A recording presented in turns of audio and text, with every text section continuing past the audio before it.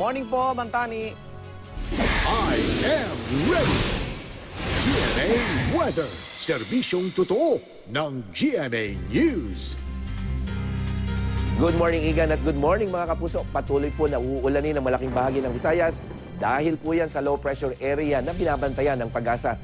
Huli ang namataan ng ehensya sa layong 110 kilometers sa may timog ng Coron, Palawan, na sa may karagatan po yan ng Sulusi.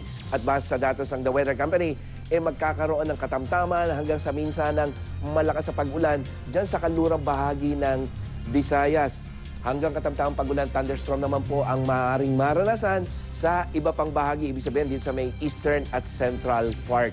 At sa Talisay City, Cebu, kung saan nagkaroon ng landslide kahapon, mataas po ang posibilidad ng pag-ulan maghapon po yan, pero mahihina lamang mga kapuso. Sa Mindanao, mahihina hanggang katamtamang pag-ulan ng maaaring maranasan sa ilang lugar tulad dyan sa may Zamboanga Peninsula, northern part, hanggang dyan sa may ARMM. At dito naman sa Luzon, mahihinang pag-ulan o di kay thunderstorm po ang inaasahan, lalong-lalo na pagdating ng hapon. Kasama na po makakaranas ng ganyang panahon ang Metro Manila. Ngayon ang latest mula sa GMA Weather, ako po si Nathaniel Cruz, manatiling nakatutok sa unang hirit para sa iba pang weather update. Maraming salamat, Mantani.